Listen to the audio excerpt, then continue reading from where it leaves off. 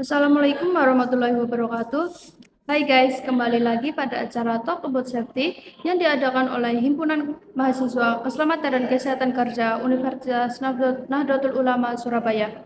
Pada episode yang ke-10 ini, saya Lili Sinun Wahyuni dari semester 6 program studi D4 Keselamatan dan Kesehatan Kerja UNUSA akan membahas tentang ergonomi K3.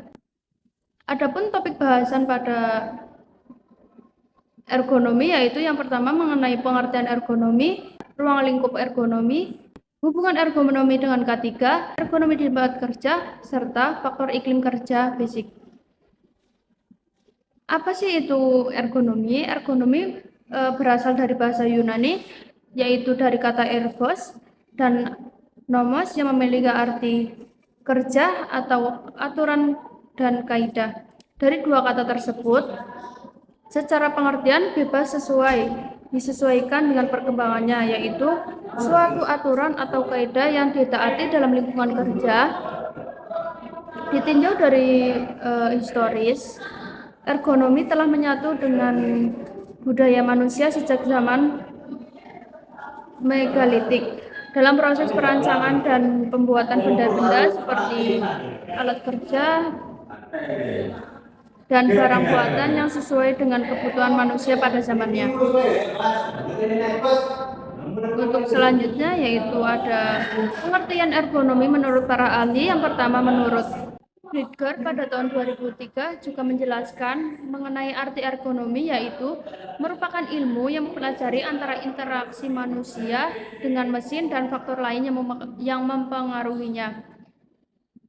Kemudian International Ergonomic Association atau IAA pada tahun 2010 juga mendefinisikan ergonomi sebagai ilmu anatomis, fisiologis, dan psikologi dari aspek manusia dalam bekerja di lingkungannya. Konteks ini memiliki kaitan dengan efisiensi, kesehatan, keselamatan, serta kenyamanan dari orang-orang di tempat kerja, dari rumah, dan jumlah permainan. Dan terakhir, menurut Department of Labor, Occupational Safety and Health Administration atau biasa kita singkat dengan OSHA, mendefinisikan ergonomi secara sederhana, yaitu sebagai studi dari pekerjaan. Lebih terperinci lagi, ergonomi merupakan ilmu pengetahuan tentang perancangan pekerjaan yang sesuai dengan kebutuhan pekerjaan dibanding secara fisik tubuh sesuai dengan pekerjaannya. Adapun aspek ergonomi yaitu ada 3. Yang pertama ada fokus utama, yang kedua tujuan, yang ketiga ada pengaplikasian atau pendekatan.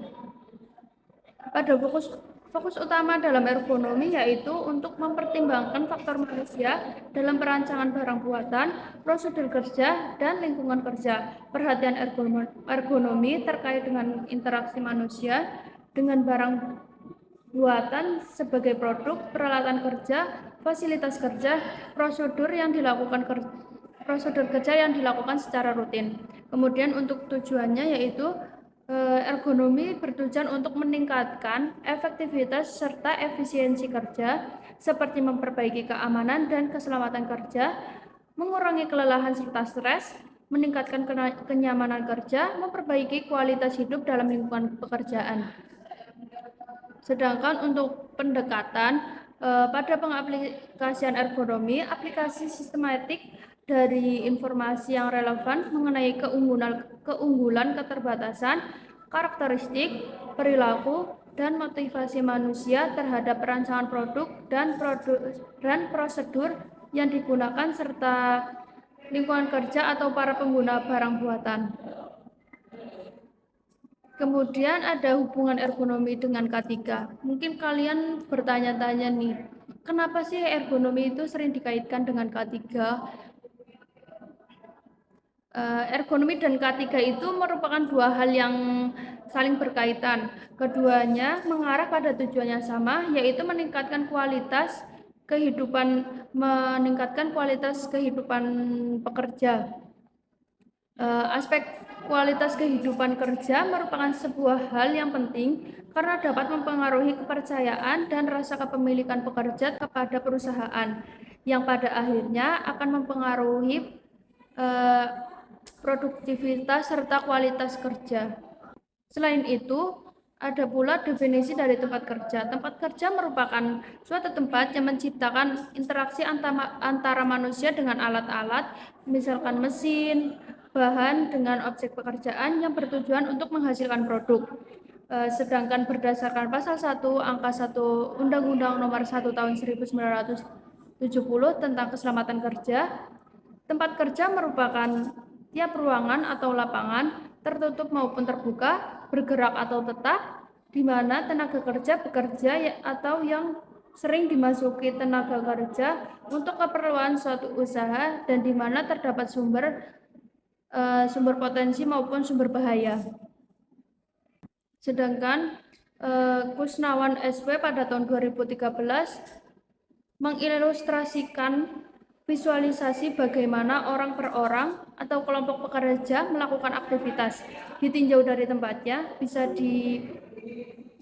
di ruang tertutup seperti gedung pabrikan, pergudangan, terowongan bawah tanah, bengkel-bengkel pembuatan, pemeliharaan perawatan, serta bisa di lingkungan rumah tangga juga. Kemudian ada faktor iklim kerja fisik.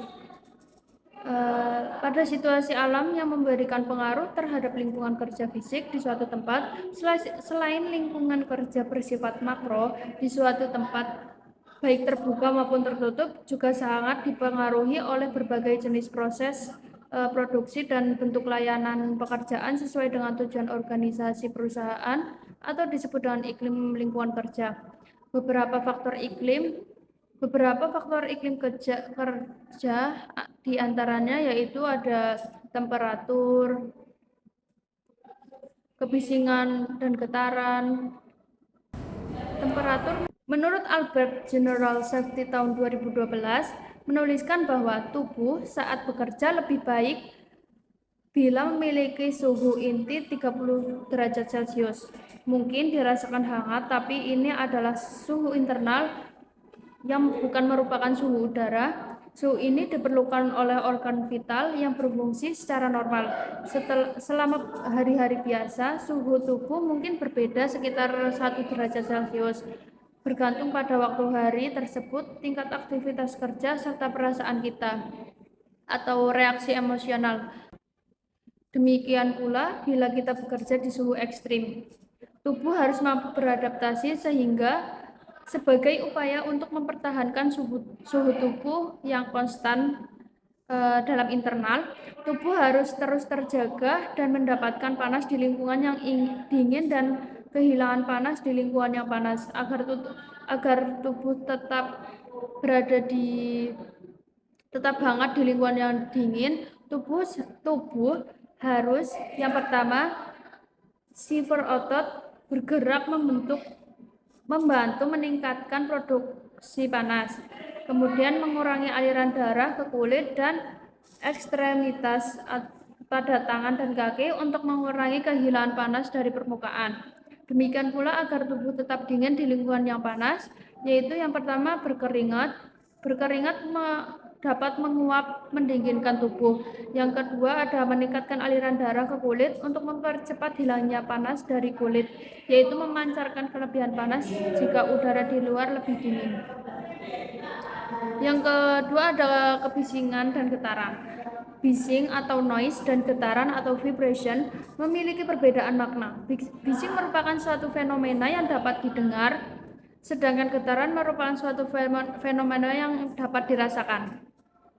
Meskipun demikian, tidak semua suara menimbulkan gerakan yang dirasakan. Berdasarkan Permenaker Nomor 13 Tahun 2011 tentang nilai ambang batas faktor fisik dan kimia di tempat kerja, kebisingan merupakan semua suara yang tidak kita kehendaki yang bersumber dari alat-alat proses produksi dan atau alat kerja yang pada tingkat tertentu dapat menimbulkan gangguan pendengaran. Kebisingan dalam keputusan Menteri Negara Lingkungan Hidup Nomor 48 Tahun 1996 tentang baku tingkat kebisingan mendefinisikan sebagai bunyi yang tidak diinginkan dari usaha atau kegiatan dalam tingkat dan kurun waktu tertentu yang dapat menimbulkan gangguan pendengaran. Terdapat beberapa faktor yang menentukan kebisingan dari bunyi-bunyian akibat dari suatu tindakan. Yang pertama ada frekuensi, yang kedua intensitas. Frekuensi yang dinyatakan dalam jumlah getaran per detik disebut dengan hertz atau Hz, yaitu jumlah gelombang-gelombang yang sampai di telinga setiap detiknya. Kemudian untuk intensitas atau arus energi per satuan luas biasanya dinyatakan dalam suatu logaritma yang disebut dengan desibel. Adapun batas ambang kebisingan, yang pertama untuk kategori menulikan itu berada di desibel antara 120 sampai 110. Sumbernya bisa dari halilintar, meriam maupun mesin uap. Yang kedua sangat hiruk, yaitu pada desibel antara 100 sampai 50 desibel dengan sumber kebisingan yaitu pada jalan raya, kegaduhan di industri, serta peluit polisi. Kategori kuat yaitu antara 80 sampai 70 desibel yang bersumber dari kegaduhan di perkantoran pelayanan umum, jalan raya, radio, serta pasar. Untuk kategori sedang yaitu berkisar di antara 60 sampai 50 desibel dengan sumber kebisingan berada di rumah, kantor besar itu bisa meliputi kantor desa. Ya, terus kemudian ada percakapan kuat serta radio.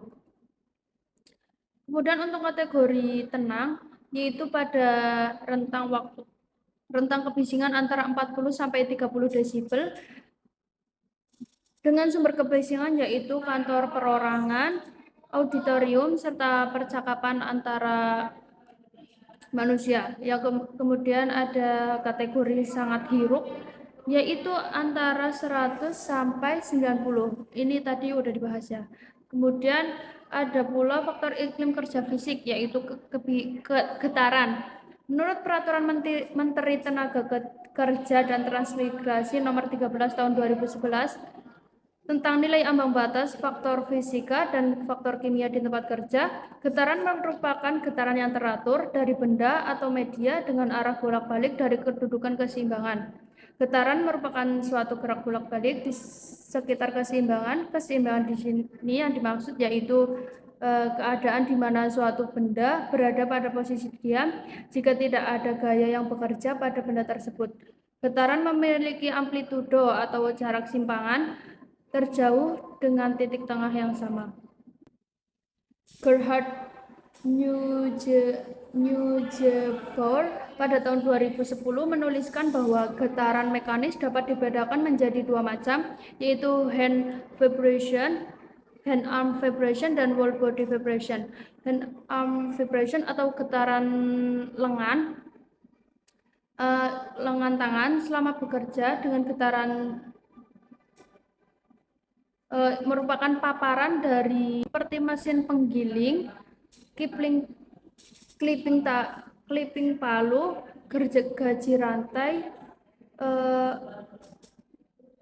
dan orang yang melakukan pengeboran itu biasanya terkena paparan getaran hand arm vibration atau getaran pada lengan saja. Yang kedua ada whole body vibration, yaitu getaran seluruh tubuh. Biasanya ini terjadi pada supir truk karena getarannya itu bisa ditimbulkan dari mesin truk yang pekerjanya itu duduk secara terus-menerus sehingga terpapar dari bagian bawah tubuh yang merambat ke seluruh tubuh.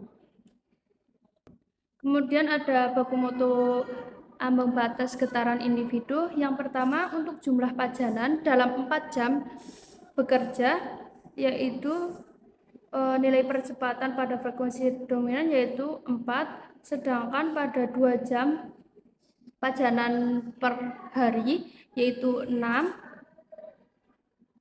kemudian untuk 1 jam dan kurang dari 2 jam ada 8, dan yang terakhir untuk paparan kurang dari 1 jam itu 12.